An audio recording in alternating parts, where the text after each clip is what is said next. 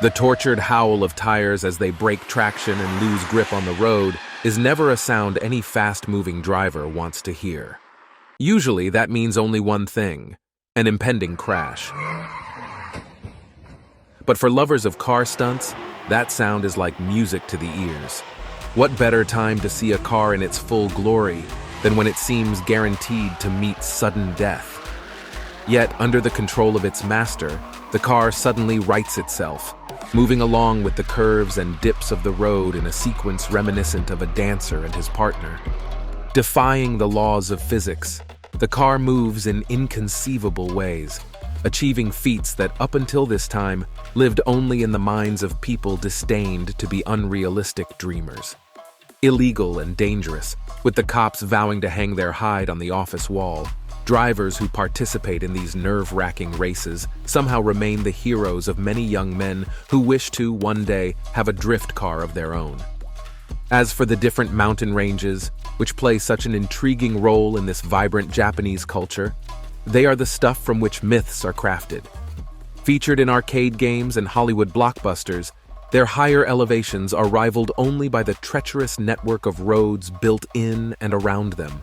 Their narrow roads and tight bends, while serving as the door to breathtaking views and scenic landscapes, are also rife with the promise of danger for those brave minds who dare challenge them to a duel of speed and control.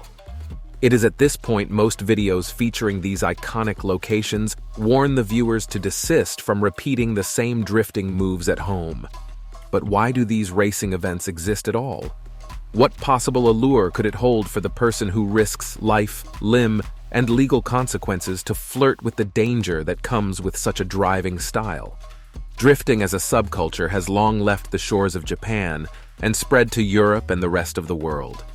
But to better understand the mystique surrounding TOUGE drifting, we need to rewind time to the beginning, a time when the word car drifting did not even exist. The word TOUGE translates to mean pass, from Japanese to English. It refers to any mountain pass that consists of many narrow and winding roads that are common to Japan's mountainous ranges. It is on these roads that Japanese motorsport enthusiasts and adrenaline junkies developed TOUGE street racing. Racers use the mountain passes to practice their skills and satisfy their need to go super fast, usually done under cover of the night. In an ironic twist, the S-shaped roads, which were initially designed to prevent drivers from reaching unstable speeds, suddenly became the one-stop shop for street racers looking to push the boundaries of unorthodox driving. The areas in these mountains have a rich history steeped in legend, and their aesthetic textures and scents, more noticeable during the day, provide an ethereal quality to the graceful drifting of cars up and down the slopes. As far as Japanese drifting goes, defining its history is about as easy as finding the perfect line through a bend. Everyone has their own version. It is thought that the story began in the 1960s on roads like this. In the 1980s, a group of racers called the Rolling Zoku raced on the serpentine mountain roads trying to set record times against a designated course. Most drift fans would agree that Keiichi Tsuchiya invented the drifting technique, and that indeed his title of Drift King is very well deserved. His mastery of car control and his ability to slide through corners with unnerving precision is legendary. However, not everyone knows that there was someone before Keiichi that already started drifting their cars. His name was Kunimitsu Takahashi, and he was a former motorcycle rider. He was also Keiichi's mentor, idol, and teammate during the Japanese Touring Car Championship.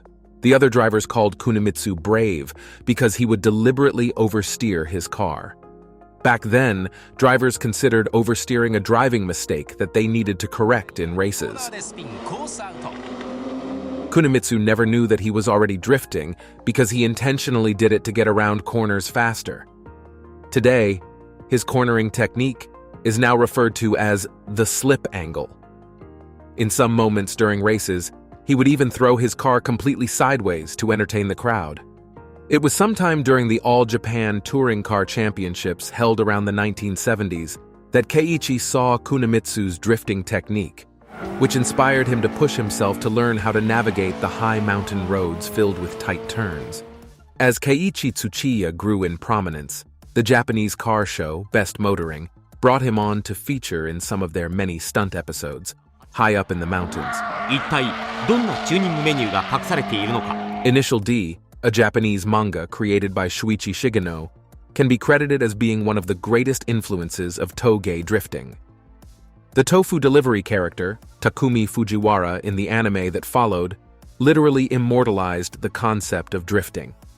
The series is set around Gunma and the mountain roads where Takumi practices drifting in his Toyota Sprinter Tueno are all real. You can go to Japan right now and stand on them. Keiichi Tsuchiya was also an editorial supervisor for the manga's run as one of the original AE86 TOUGE drifters. What makes the Japanese drifting scene different from other car cultures is the sense that they are the direct descendants of the progenitors of the original TOUGE street racing scene. For the young people of Japan, drifting is not just a way to add excitement to an otherwise mundane Friday night. Rather, it is a very part of the fabric of their culture. A lot of younger drivers inherit their love for drifting and even the machines they drive from their fathers. You'll find that the young guys are actually driving their dad's old race car. TOUGE drivers have a sense of carrying on the legacy left by those before them, and the older guys will often turn up to check out how fast the new generation is. Despite the blood-pumping excitement associated with TOUGE drifting, the drivers are cautious of strangers and unknown faces, and for good reason. Drifting on fully operating public roads is still against the law. The drivers themselves come from radically different backgrounds. We have the young rich kids who have snuck out of their parents' houses to rub shoulders with the grease monkeys who have arrived with a borrowed set of part-worn tires. In Japan, you may find a couple of middle-aged guys in flip-flops who have escaped from their families for the night in Toyota sedans they hand-built for drifting. But regardless of the stunts attempted on these dangerous roads, safety remains a priority among the TOUGE drifters, and they have fine-tuned the art of timely corrections in the event of an unwary motorist suddenly happening upon the drifting scene.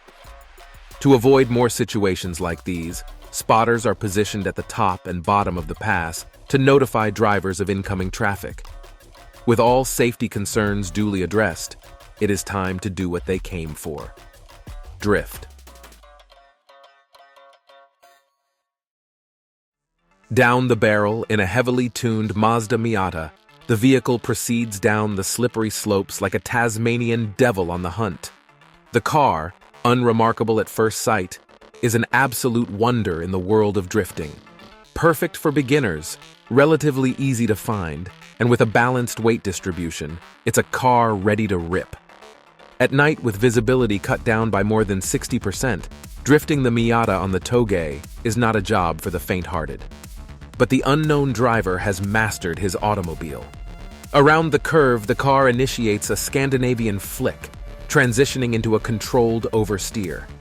With all four cylinders howling in unison, the car pendulum from one side of the street to the apex of the bend, coming dangerously to the guardrails.